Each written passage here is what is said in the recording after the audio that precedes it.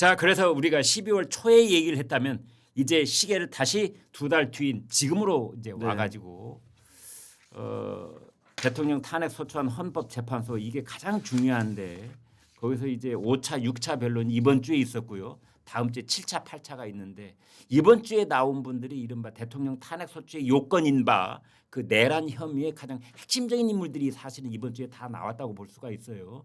그래서 이제 지난 화요일에 수방사령관 뭐 그다음에 방첩사령관 국정원 1차장 나왔고 어제는 이제 거기에 특전사령관 그리고 그 예에 707 뭐 특임단장 그다음에 이제 청와대 뭐 경제수석 이렇게 나왔는데 전체적으로 보면 말이죠, 김 의원님, 이제 그 대통령의 계엄의 그 이 탄핵 소추의 여건이 되느냐 여부를 따질 때 제가 추려보니까 대략 4가지가 있더라고요. 첫 번째가 이른바 최상목 쪽지, 그러니까 비상입법기구의 예산을 미리 좀 준비를 하라라는 맞아요. 내용. 네. 그다음 두 번째가 포고령 1호 네. 정치활동 금지시켰던 거. 맞습니다. 이제 이거가 가장 핫한 이슈 중에 하나였습니다. 맞습니다. 그리고 이제 이번 주에 들어와서는 그 최상목 쪽지와 포고령은 이제 지난주였고 이번 주에는 뭐였느냐, 이른바 끌어내라라고 했느냐 안 했느냐라는 것하고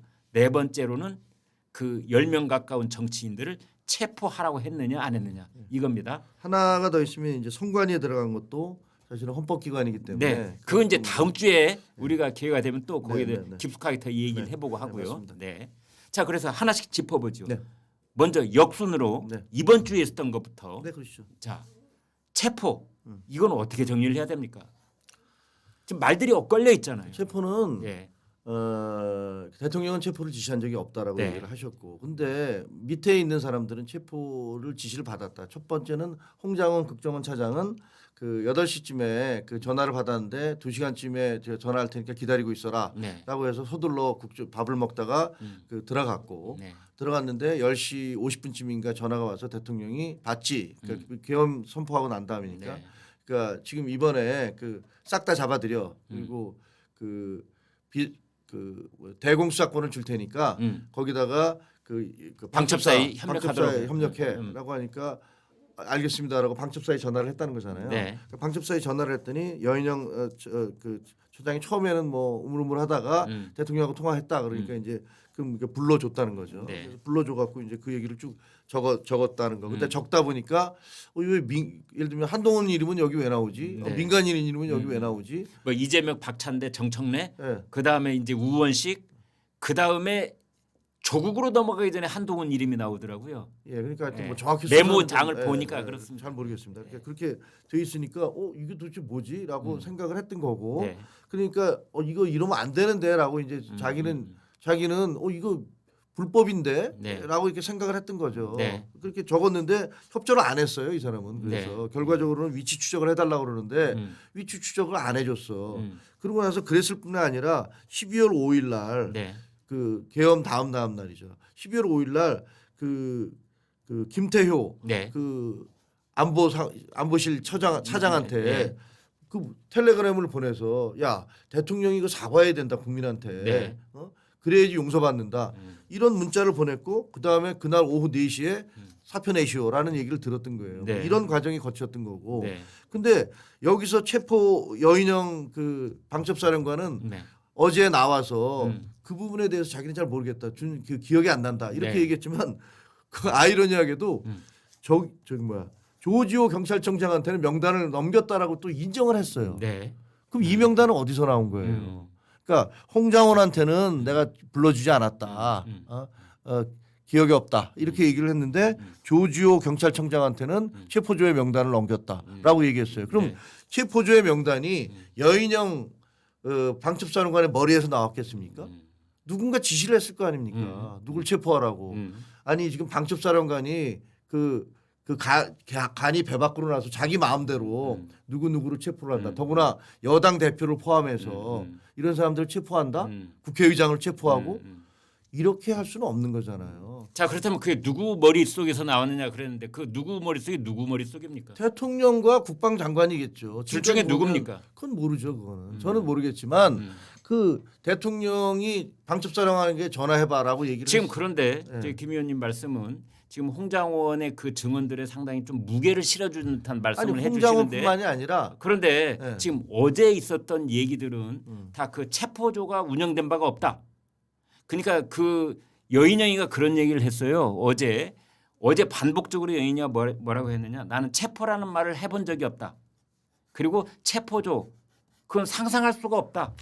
이런 말을 했어요. 그러면은 그거는요. 지금 김 의원님은 여인영이 얘기하는 것은 신뢰도가 떨어지는 거고 홍장원이 하는 것은 신뢰도가 매우 높은 것이다. 그러면 여기서 그 조지호 청장한테 건네준 문건은 뭡니까? 그 명단을 왜 준 겁니까?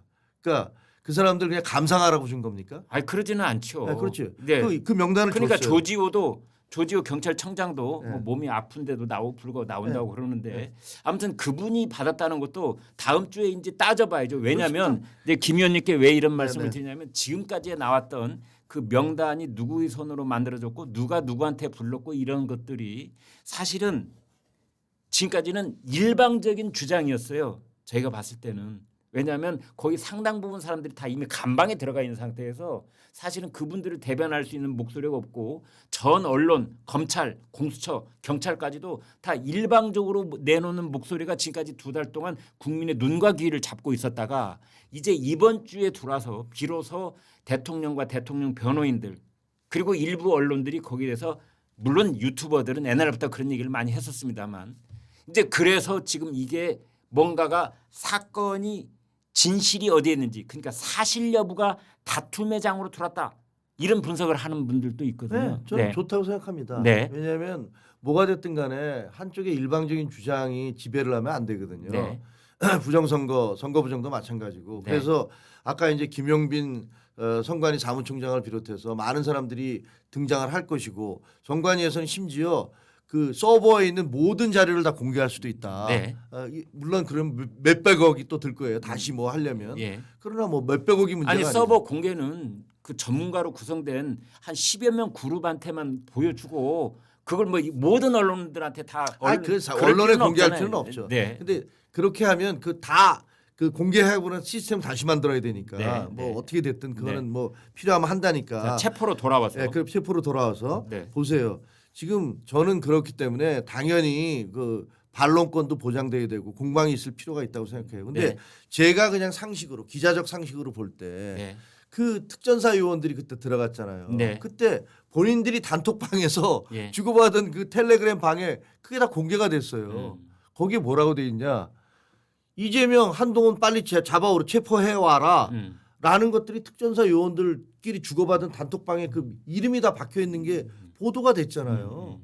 근데 그거를 그러면 그 사람들이 들어가는 사람이 지시도 받지 않았는데. 자, 지금 우리가 군 생활 다 해봐서는 알지만 저 말단이라는 말을 써서 지금 이 시간에 신성한 국방 의무를 하고 계시는 병사들한테 대단히 죄송하지만 저도 같은 병사였으니까 잘 몰라요 사실은. 모르죠. 잘 모릅니다. 네, 모릅니다. 자기가 헬기로 타고 가든 걸어서 가든 차를 타고 가든 도착해서 하는 거지 맞아요. 중간에 이제 병사들은 잘 모르고 네. 초급 간부들도 잘 모릅니다. 잘 사실 모르죠. 몰라야 네, 되고 네, 사실은 사실 잘 비상식으로 모르죠. 이제 이런데 지금 여기서 핵심적인 그러니까 명령이 만들어지고 생성이 되고 전달되고 그걸 받아들이는 이 과정 속에 있는 사람이 대통령, 네. 국방장관, 그 다음에 계엄사령관 있겠죠. 계엄사령관. 네, 그리고 그 아래 이제 방첩사, 수방사, 특전사. 박한수 계엄사령관은 왜 여기에 대해서 얘기를 잘 안 하는 그 거예요? 박한수 사령관은 다 좀 배제된 것 같아요. 왜 배제가 바이패싱 된 됐습니까? 것 같아요. 모르겠습니다. 그러니까 실질적인 권한은 국방장관이 다 행사하신 것 같고 국방장관이 그 밑에 있는 그 자기 측근이라고 생각되는 그 사령관들 있잖아요. 그러니까 원래 대통령이 그 김치찌개 끓여줘서 같이 먹었다는 그 멤버들. 그러니까 대통령, 국방장관, 그다음에 수방사, 특전사, 방첩사, 뭐 고등학교 선후배 어쩌고 했던 그런 사람들. 그렇습니다. 거기에 육군 참모총장은 안 끼었었다. 그런 것 같아요. 그리고 지난번에 보니까 공소장에 보니까 그 국방장관이 대통령한테 이 사람들이야말로 뭐 신뢰할 수 있는 사람들이라고 소개한 분들이 그분들이에요. 그분들이고 거기에 이제 계엄사령관은 없었다. 계엄사령관은 제가 보니까 그냥 건너뛴 것 같아요. 자, 그래서 거기에 그 뭐 지휘 라인이라고 해야 될까요? 이제 거기에 대통령, 국방장관, 특전사령관, 그다음에 지금 우리가 얘기하고 있는 방첩사령관. 네, 네. 근데 여기에 국정원 1차장을 낄 이유가 없는 사람 아니에요 원래는. 그렇죠. 해외 파트고 맞아요. 예, 국정원장이라면 모를까. 그런데 왜 느닷없이 이 사람이 여기 끼어 있는 거고. 그러니까 그리고 이 사람이 처음부터 이 이른바 홍장원 메모라는 것으로 지금 이 탄핵 프레임, 내란죄 프레임을 만들어낸 장본인 역할을 지금 하고 있잖아요. 그때부터 국민의힘이 지금 그때 2차 탄핵에서 대통령 탄핵안이 통과됐을 때 최소 12명의 이탈표가 나온 결정적인 역할을 하게 만든 그 사람이 홍장원 당시 국정원 제1차장 한동훈 대표도 홍장원 차장한테 얘기 들었던 거 아닙니까? 그건 제가 알지는 못해요. 신뢰할 만한 근거에 의해서 직접적으로 들었는지 여부를 제가 알 수는 없습니다. 알면서도 지금 말씀 안 하시는 거 아니에요? 아니면 온 세상들은 사람들이 다 얘기를 하고 있기 때문에 그렇습니다. 생각해 보세요. 저는 네. 이제 시간이 좀 지나면 드러나겠지만 정말 네. 터무니없는 주장이라고 생각을 합니다. 대통령이 뭐라고 그러냐면요. 예. 그 특전사령관과 홍장원이 그 음모를 꾸몄다. 네. 그래서 나를 내란으로 내란 프레임 탄핵 공작 네. 워딩이 그렇습니다. 공작이다. 예. 내란 프레임을 꾸렸고 탄핵 공작을 꾸몄다. 네. 왜 그랬을까요? 범행 동기 네, 왜 그랬습니까? 그것도 자기 요즘에- 살려고 아니 자기 살려고 그럴 수 있죠. 그게 계엄 선포 이전에 했던 일이 아니라 아니. 계엄 선포 5일 그게 계엄 선포 12월 6일부터 벌어진 일들인데요. 12월 6일이면 12월 3일 날 있었고 12월 사흘 4일 날 동안에 이제, 사흘 동안에 됐고. 어떤 일이 있었느냐? 사흘 동안에 윤석열 대통령은 대한민국 땅에서 천하의 악당이 되어 있던 시점이에요. 그래서 아마 그때 여론조사하면은 대통령이 탄핵되고 자리에서 쫓겨나야 되는 여론이 90%쯤 나왔을 그런 시기였던 겁니다. 맞아요. 그때 아마 제가 봤을 때는 그 계엄에 참여했던 그 별 3개짜리들 쭉 우리가 한 4-5명 되잖아요. 별 4개짜리 포함. 국정원에서도 정치적 풍향을 제일 많이 타는 데가 국정원이잖아요. 사실은. 근데 그 사람들이 다 자기 살궁리를 하다 보니까 이건 지금 누구 동아줄을 잡아야 되겠다. 더불어민주당이구나.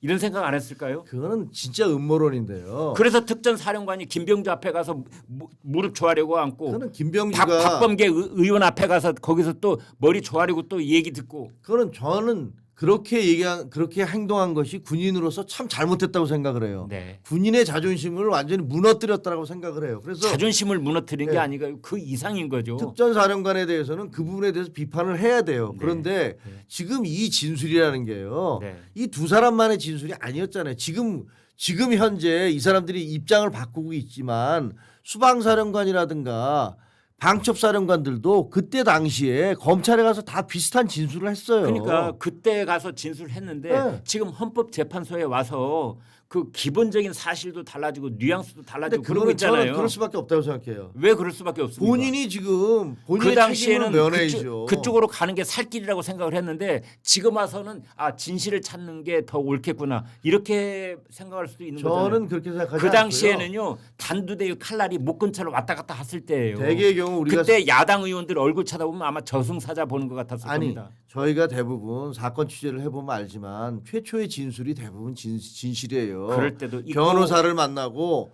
그다음에 시간이 지나서 상황이 변하면 그다음에 계속 말을 바꾸잖아요. 참고로 오늘 나와주신 우리 김 의원님은 기자 시절에 아주 날리는 사건 기자, 민환 기자이셨습니다. 그래서 이렇게 나오면 또 제가 할 말이 없는데 어찌됐든 아니 그게 아니고 예. 그분들은 그 입장을 제가 보니까 그걸 보면서 이렇게 느낀 게 그 사실관계를 완전히 부인하는 것도 아니고 그렇다고 그래서 자기가 책임을 질 수 있는 부분들은 왜 이렇게 비겁한 거예요? 피해 그러면? 나가요. 그거는 그럴 수밖에 없어요. 왜냐하면 예. 내란 혐의라는 것들은 잘못하면 수개는 사형이나 무기징역이고 나머지 주요 종사자들은 5년 이상이고 이게 너무 형량이 커요. 그러니까 그분들 얘기를 들어보세요. 저는 위법하다는 사실을 몰랐습니다. 그냥 대통령이 명령을 하셨고 대통령이 그 법조인 출신이시기 때문에 검찰총장이시니 어련히 알아서 법률적 문제가 없을 것인가라고 생각을 해서 그냥 따랐을 뿐입니다. 대통령한테 떠넘기는 거 아닙니까? 떠넘기는 그것도 거죠. 사실은 그런데 그렇게 되기 때문에 그 사령관도 보세요. 철수 명령 제가 내렸습니다라고 얘기하잖아요. 그리고 그거는 방첩사령관도 비슷한 얘기가 있었던 걸로 알고 있어요. 제가 보기에는 그런데요. 군인들 모두 그러고 있어요. 여기서 한 가지 그 이제 그걸 비화폰으로 했다는 건데 제가 찾아보니까 비화폰이라는 게 별도의 그 휴대폰이 있는 게 아니고 삼성 갤럭시 폰을 쓰더라고요. 그거를 좀 바꾼 거죠. 네, 거기 비화 특화된 비화 프로그램을 깔아서 맞아요. 이제 한다 이렇게 돼 녹음이 있는데 안 되게 하고 네, 네, 네. 예, 그런 거죠. 근데 그 비화폰이 이제 통화 내역은 있는데 내용은 없다 이렇게 돼 있는데 그렇죠. 내용 어디 있지 않을까요? 그건 모르죠. 그러니까 그쪽에 그 서버를 네. 그 청와대 경호처에 있는 서버를 근데 지금 거부하고 있잖아요. 그게 압수수색이 되면 어떤 내용이 있을지는 모르겠는데 그런데 문제는요. 여인영 지금 그 사령관과 이진우 사령관의 부관들이 들었던 얘기들, 부관들이 검찰에 와서 했던 얘기들. 예를 들면 그 이진우 그 수방사령관의 부관이 옆에서 같이 타고 있었는데 대통령으로부터 비화폰으로 전화가 와서 통화를 하는데 바로 옆에 앉아 있으니까 다 들었다는 거 아니에요. 빨리 가서 깨부시고 들어가라. 잡아와라. 비화폰 옆에 들립니까? 그 핸드폰이니까 그 차 안에서 같이 갤럭시인가 뭐 그 차를 그러니까 뭐? 그걸 스피커폰으로 하지 않으면 안 들리는 거죠. 그것도 그러니까 옆에 있던 그 보좌관이 이제 앉아가지고 있었을 텐데 네. 그 보좌관의 말도 사실은 신뢰도가 100% 있는 건 아니잖아요. 그거는 이제 네. 저희가 이 통화를 하면서 그 얘기가 들리는지 안 들리는지는 옆에 차 안에서 네. 옆에서 하는 말을 들리는지 안 들리는지 보면 되지만 자, 우리가 현장에 없었으니까. 아니 근데 제가 하기에는 제가 통화하면 옆에 사람 다 듣더라고요. 다 뭐라고 얘기하더라고요. 자, 다음 끌어내라 이 부분으로 넘어가 보죠. 이게 이제 지금까지 우리가 체포를 얘기했고 좀 빨리 얘기를 해야 될 것 같습니다. 끌어내라 이 부분도 지금 엇갈려 있어요. 그러니까 끌어내라 드러내라 뭐가 뭐 네. 있는지 끄집어내라 뭐. 끄집어내라 모르겠는데 네. 저는 그날 현장에 있었거든요. 국회 네. 안에 있었어요. 예. 그래서 그 계엄군이 바로 국회로 가셨어요? 예. 국회로 갔었고 예. 본회의장 앞에 있었어요. 네. 본회의장 앞에 로텐도홀에 저는 안쪽에 들어가서 의원이 아니니까 제가 투표장은 못 들어갔지만 그 안에 그 휴게실에 있었어요. 그래서 네. 돌아오는 사정을 다 봤고 저도 기자기 때문에 다 기록을 했어요. 네. 근데 그때 보면은 그 계엄군이 유리창을 깨고 들어온다는 거 체포조가 있다는 얘기. 그러면서 왜 이런 얘기가 했냐면 자기들끼리 그날 현장에서 체포조끼리 야 너 누구 잡아와 이렇게 소리를 지르는 걸 지나가는 왔다 갔다 하면서 그때 보좌관들 기자들이 듣고서 안쪽으로 계속 연락을 해준 거예요. 그래서 그때 본회의장 안에서 국회 사무처 직원들이 계속 뭐 체포조 들어온답니다. 누구 잡아온답니다. 그때 들었다는 이름들이 아까 그 방첩사에서 생성을 했다는 그 명단하고 일치하는 이름들입니까? 다 이름을 듣지는 않은 거. 저도 뭐 그건 잘 모르는데 네. 그냥 체포조가 들어온다. 체포조가 지금 이제 김 의원님 또 그 조각조각 귀에 스쳐갔던 그런 것들을 지금 맞춰가지고 조각보를 만들어서 그거를 이때 체포조가 운영이 됐다 이렇게 주장할 수는 없는 거 아닙니까? 아니 그러니까 그 병사들이 하는 저는- 얘기라고 하는 것은 저는 제가 들은 얘기만 하는 거예요. 그러니까 네. 그때 그 안에 있을 때 그 네. 안쪽에 있으면서 체포조가 들어온답니다. 음. 라고 얘기를 하는 걸 들었고 그게 뭐 누군지는 모르겠어요. 그 사람들이 근데 그거 어떻게 되는 거냐 그러니까 그 밖에 있던 사람들이 계속 그 같이 움직이고 있었잖아요. 그러니까 뭐 어떻게 뭐 이렇게 지시하는 것들을 갖다가 듣고서 안쪽에다 막 전화해주고 막 이런 상황이었단 말이에요. 그러니까 김 의원님이 현장에 계셨기 때문에 그때 현장에 있었던 사람으로서 그 계엄군이 일부 국회의원의 신병을 확보하려고 했던 것은 사실인 것 같다. 아니 로텐도홀로 뭐 하려고 오겠습니까 그러면 아니 이제 오는 게 그쪽에서 와르르 로텐도홀로 오잖아요. 그 네. 본회의장 있는 예. 데잖아요. 방어하러 갔다는 거 아닙니까? 누구를 방어를 해요? 그 방어할 사람이 누가 있어요? 밖에서 시민들이 또 우르르 몰려들어서 국회로 들어가 가지고 그 이 계엄 해제 의결을 할까봐 그건 완전 사실이 아니죠. 왜냐하면 그때 네. 당시에 경찰이 다 차단을 하고 있어서 넘어올 수가 없었어요. 그 밖에 국회 담장 밖에 시민들이 많이 모여 있었어요. 일부는 근데 담을 넘어 들어왔어요. 네. 근데 그럼 그거에 대해 방어가 필요한 거 아닙니까? 거의 국회의원들이 경찰이 할 수 없는 상황이니까. 근데 국회의원이 아닌 사람이 넘은 건 없고요. 국회의원들이 신분을 밝힐 때 처음에는 통과시켜줬다가 막았다가 왔다 갔다 했거든요. 그때 혼선이 있어서. 근데 담을 넘어갈 때도 사실은 경찰들이 잡지를 않더라고요. 나중에 얘기 들어보니까 경찰들도 이것도 지금 왜 하는 거야라는 표정이었고, 그다음에 출동한 군인들도 이게 뭐지라는 그런 분위기여서. 그러면 경찰들에 관한 얘기가 이제 다음 주에 거기에 다 나올 본격적으로 거예요. 나올 거기 거. 뭐 3천 명이 깔려 있었으니까. 자, 그 얘기는 이제 그때 가서 또 듣기로 하고 네. 그다음에 아까 처음에 우리 네 가지 얘기했는데 이제 포고령 1호로 넘어가 보죠. 네. 포고령 1호는 네. 그 국회와 그다음에 지방자치단체 네. 그리고 정당의 정치 활동을 금한다 이렇게 돼 예. 있잖아요. 근데 네. 그거는 명백한 불법이죠. 예. 왜냐하면 계엄령은 어떤 경우에도 국회 활동을 불법화시킬 수 없거든요. 막을 그렇게 수가 명문화된 없죠. 규정이 있는 건 아니죠. 예, 헌법에 특별한 조치를 취할 수 있다의 대상이 정부, 법원이라고 적시가 되어 있는데 거기서 입법부에 관한 얘기가 없으니까 아니 왜냐하면 왜 그렇게 돼 있냐면 입법부는 그 국회가 소집이 돼서 이것을 막으면은 그러니까 해제 요구를 하면 즉시 해제해야 된다 이렇게 돼 있잖아요. 그렇지만 국회의원을 체포는 할 수 있거든요. 계엄법 13조에 보면은 비상계엄 하에서도 국회의원을 체포할 수 없다 돼 있는데 그 앞에 단서가 현행범이 아닌 한 이렇게 돼 있고 현행범이 어떤 현행범이죠? 현행범이라고 하는 것을 이제 그 범죄 법조계에서는 논란이 있는 대목입니다. 네. 포고령을 위반했을 때 그 현행범으로 볼 수 있느냐 없느냐. 그러니까 포고령은 그러니까 보세요. 헌법에는 그러니까 이게 헌법에는 국회에 그 계엄 통제권을 줬는데 네. 포고령이 네. 그 계엄 통제권을 거부하는 거는 내용으로 돼 있으면 이건 위법이죠.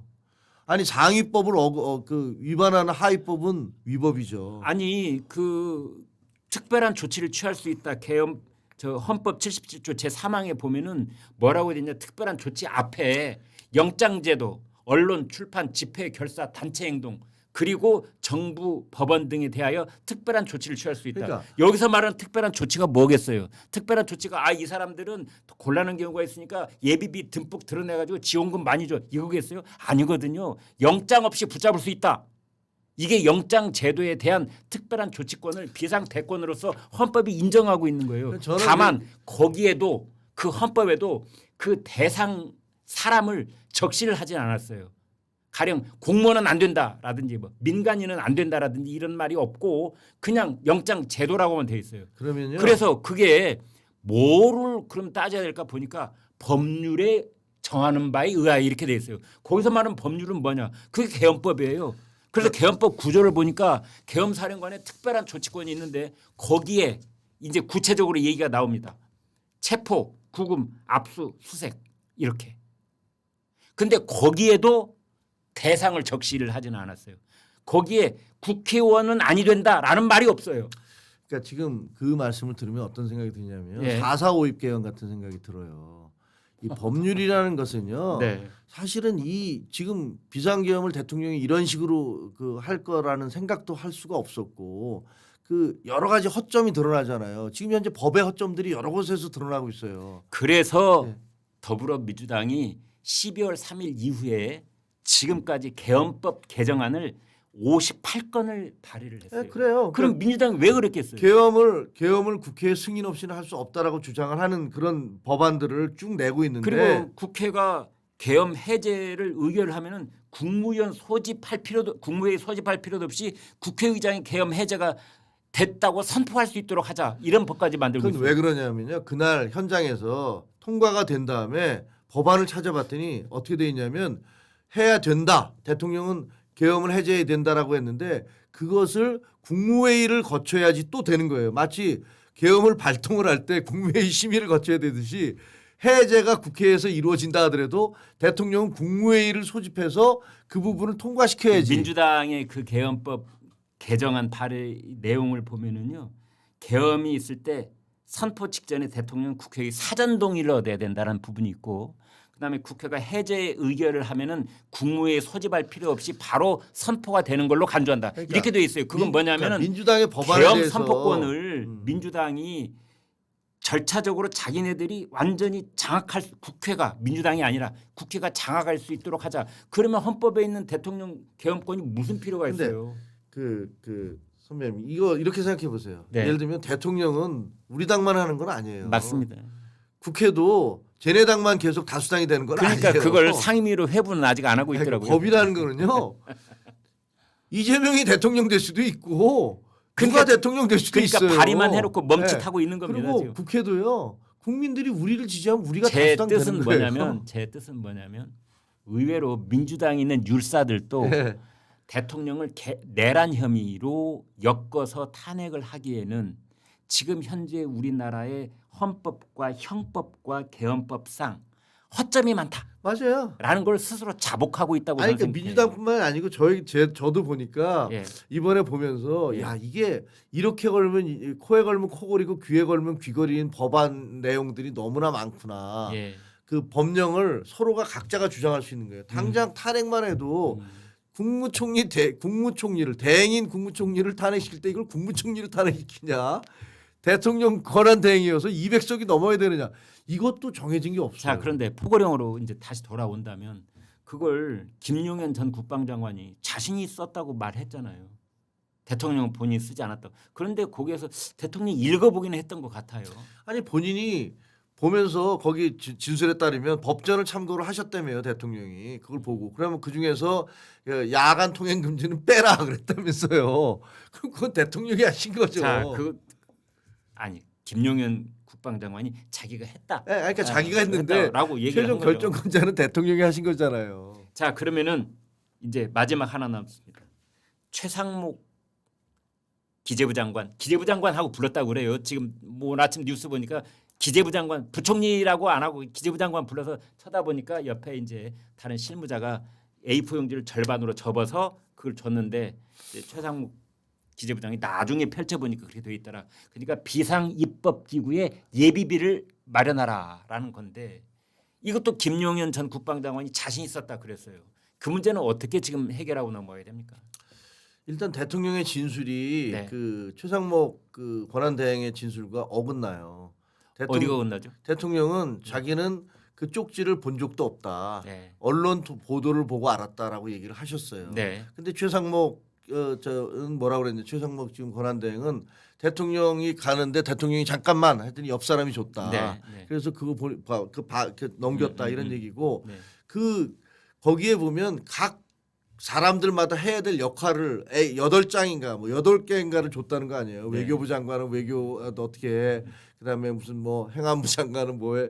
이거를 다 줬다는 거 아니에요. 그러니까 그 특히 이제 근데 다른 거보다도 이분의 그 최상목 씨가 받은 쪽지가 중요한 것은 비상입법기구라는 것은 대통령이 그러면 처음부터 국회를 해산시키고 봉쇄하고 끌어내거나 어떻게 한 다음에 전두환의 국보위 같은 뭐 이런 비상입법기구를 만들려고 했던 거구나. 거기에 보면은 국회에 대한 지원금을 다 끊고 비상입법기구에 돈을 만들어라 이렇게 돼 있으니까 그러니까 사실은 대통령은 이걸 인정하게 되면 바로 그 이전에 했던 모든 진술이 다 부서지는 거잖아요. 곧바로 그게 국헌문란이 되는 것이다. 다 무너지게 되는 거죠. 그러니까 대통령 그걸 인정할 수가 없는 거예요. 그러니까 나는 모른다. 나 보도 보고 알았다. 이렇게 얘기를 하시는 거고. 하지만 그럼 최상목 기재부 장관은 대통령의 그 가까운 그렇게 눈에 넣어도 그 이뻐했다는 최상목 장관은 대통령을 상대로 거짓말을 하는 거잖아요. 근데 그 용지는 자기가 받아갖고 그 용지 뭐 제대로 읽어보지도 않았다면서요. 제대로 좀 맡겼다. 예. 근데 나중에 실급 보니까 뭐 그 계엄과 관련된 그런 내용이구나. 말도 저는 마음에 안 저는 듭니다. 말도 안 돼. 네. 아니라고 생각. 그건 왜냐하면 예. 본인이 다 읽어보고 났으면 봤다면 본인의 책임이 돌아올 거 아니에요. 네. 예. 너 다 읽어봤으면 이거는 명백한 불법이라는 걸 알았을 것이고 당연히 막았어야지. 그러면 이렇게 될 테니까 지금 헌법재판소든지 국회에 나오는 모든 분들은 제1의 목표는 뭐냐면 나의 혐의를 줄여라예요. 나의 혐의를 최대한 없는 걸로 해라. 그러니까 나는 그건 보지는 않았어. 근데 나중에 슬쩍 보니까 뭐 비상입법과 관련된 것더라. 그런데 우리가 항상 이런 국면에서 이런 얘기 하잖아요. 죄수의 딜레마라고 해서 그렇죠. 수인의 서로 딜레마. 예, 수인의 딜레마. 이 의견이 엇갈릴 때 내가 어디까지 인정을 하고 어디까지 부인하는 게 나한테 최대 이익이 돌아올까를 늘 따진다는 건데 네, 맞아요. 지금 그런 국면이라고 보시는 겁니까? 비슷하죠. 양쪽이 하다 보면 나중에는 이제 다 그 처음이 그런 상황이었던 것 같아요. 근데 처음이 그런 상황이어서 너나 없이 그냥 나는 뭐 안 했어요. 하지만 시키는 대로 했어요. 그리고 뭐 이렇게 사실관계가 쭉 드러났었는데 그 이후에 대통령이 이제 내가 싸우겠다라고 선언을 하시고 사실 또 많은 지지가 갑자기 이제 몰려들고 있잖아요. 이게 우경화 바람이 세게 불고 있단 말이에요. 그러니까 거기에 이제 조금 이렇다면 내가 좀 생각을 달리 해야 되지 않나 이렇게 생각을 할 수도 있죠. 그건 언론 보도도 마찬가지예요. 우경화라고 그러니까 좀 그 말도 약간 비판적으로 들리는데 아니 저는 좌경화에 대해서 굉장히 비판해요. 우경화니라 보수 유권자들의 분노가 용솟음치고 있는 측면은 없습니다. 근데 그거는 이제 예를 말이 들면 아다르고 어다른데 민주 시민들의 분노가 예. 용솟음 치고 있다라고 얘기하는 그런 민주당 주장하고 똑같아요. 그러니까 저는 민주당이 얘기하는 무슨 뭐 자기들이 뭐 마치 민주주의의 화신인 것처럼 얘기하는 것들 그리고 무슨 뭐 자기들이 대한민국의 민주화를 위해서 모든 걸 희생했다는 것처럼 얘기하는 것들 그거 한번 찾아보세요. 제가 얼마나 비판을 했는지. 그건 알겠습니다. 말이 안 되는 제가 얘기고. 알지요. 네. 네. 알기 때문에 오늘 이 자리에 모신 거고. 아이고, 무슨 네, 말씀. 그래서 우리가 그런 이 폭넓은 얘기와 폭넓은 시각, 자신의 어떤 원칙과 나의 입장을 지키기 위해서도 필요하다 해서 특별하게 김종인 위원을 모셨고요. 자, 그래서 우리가 이제 나무 한 그루 한 그루를 살펴봤다면 짧지만 큰 그림을 한번 보도록 하죠. 어찌 됐건 지금 이제 작년에서 금년으로 넘어오는 흔히 우리가 계엄 탄핵 국면 뭐 이런 얘기를 하는데 이제 대통령 탄핵 소추가 원래 8차 변론까지만 돼 있잖아요. 거기서 끝날지 뭐 추가로 더 있을지 이제 다음 주 가서 아마 얘기가 좀 구체적으로 나올 것 같은데 워낙은 8차에서 끝내려고 했던 게 헌재의 생각이었던 것 같은데 좀 더 하겠죠. 근데. 네, 더 할 것 같아요. 지금 우리는 어떤 진행 속에 있는 겁니까?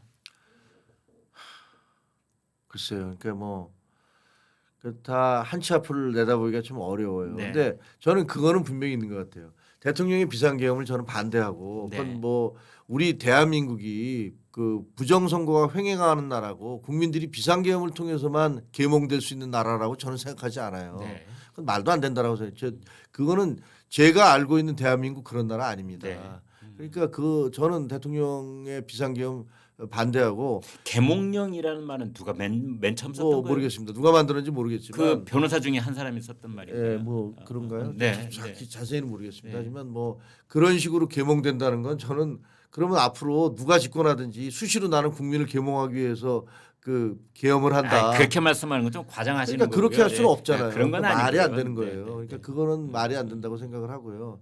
근데 지금 현재 뭐 대한민국 그런 식으로 보여줘는 안 되는데 재판이 진행되고 있어요. 근데 대통령이 저는 어쨌든 이 제가 보기엔 이것은 불법적인 계엄이에요. 그 불법적인 계엄에 대해서 책임을 지셔야 돼요. 네. 그거는 우리가 이재명 대표에 대해서 너 법률적으로 책임져라라고 얘기하는 거랑 똑같은 거예요. 민주당에 근데 대해서. 지금 그게 불법이냐 아니냐를 지금 그러니까 재판을 제 판단이 그렇다고요. 법원 판단이 있고 네. 헌재 판단이 헌재 있잖아요. 판단이 있어요. 그러니까 근데 김 의원님 개인 저는 판단이 제가 그렇다. 보기에는 그런 것들을 쭉 보면 네. 이거 아무리 봐도 제 개인적으로 보면 이거는 합법적인 계엄은 아니에요. 그러면 지금 보시기에 지금 국면이 그러니까 2025년 2월 오늘 7일에 현재 우리는 어떤 지점을 통과하고 있느냐 제 질문이 그런 거였습니다. 그건 뭐 제가 알 수가 없죠. 그거는 이제 헌법재판소에서 심판이 어떻게 될지가 헌재 심판은 지금 마무리 단계인가요? 아니면 갈 길이 멀었나요?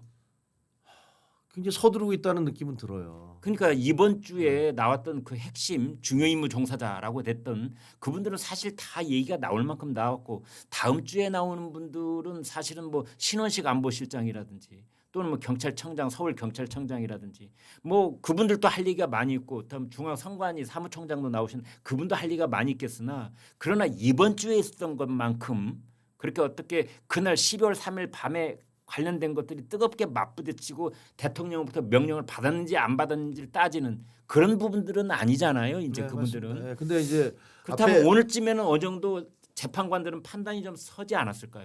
재판관들은 사실은 검찰에서 넘어온 3만 쪽에 달하는 기록을 다 봤을 거예요. 네. 그러니까 질문하는 거 보면 네. 검찰에서는 이렇게 얘기하셨던데 뭐 이렇게 질문을 하잖아요. 네. 그리고 보면 그거 다 읽어본 것 같아요. 그리고 이제 다음에 이진우 수사 그 밑에 있던 그 사령관들 밑에 원래 있던 검찰의 사람들을 그 수사 기록은 헌재로 넘어가면 안 되는 거잖아요. 글쎄 모르겠어요. 일부 네. 뭐 다 재판이 종료된 건 넘어가도 좋지만 어. 종료되기 전에 수사나 재판 중에 있는 건 원래는 넘어가면 안 되는 그건 겁니다. 잘 모르겠습니다. 근데 제가 그건 그런 누구도- 법적인 조처를 예, 내가 네, 뭐 네, 네. 실제로 봤는지 어떤지는 모르지만 예, 예. 보도가 많이 됐으니까 네, 왜냐하면 네. 검찰 기록에서 언론에서 계속 나오고 있잖아요. 네. 이 사람이 검찰에서 이렇게 진술했다 이제 그러니까 그 재판관이 그랬더라고요. 그 증인으로 나온 사람한테 이 검찰 진술 한번 읽어보라고 시간 줄 테니까 그 정도는 기록이 다 가 있다는 뜻이거든요. 그래서 사실은. 그건 만약에 그걸 그러니까 가령 법적인 부분에 그 불법적인 부분이라면 그 변호사들이 문제를 삼겠죠. 그러니까 네. 그거는 뭐 제가 법률가가 아니니까 그런 알겠습니다. 것까지는 얘기를 할 예. 수는 없는 거고요. 그러니까 지금 마무리 국면이다 아니면 아직도 중간 지점이다. 그 중간은 좀 지났겠지만 그 마무리 국면이라고 보기에는 뭐 다음 주 그러면 뭐 바로 그러니까 제가 왜 이런 심판이 질문을 내려지게요. 드리냐면 이번 주에 이제 지난 화요일 어제 있었던 일들을 종합해서 본 법조인들 중에는 헌재 심판 과정이 좀 길어지겠는 걸 이런 의견을 가지신 분들이 많더라고요. 그러니까요. 지금 뭐 더 부를 거 아닙니까? 예. 뭐 더 부를 텐데 그 4월 18일 전에는 끝나겠죠. 두 분 은퇴하는 예, 그분이 하면 다시 또 이게 다시 가야 되니까. 문영배하고 이미선. 네, 그렇죠. 네. 뭐 그렇게 되니까 그 전에는 끝내려고 할 텐데 네.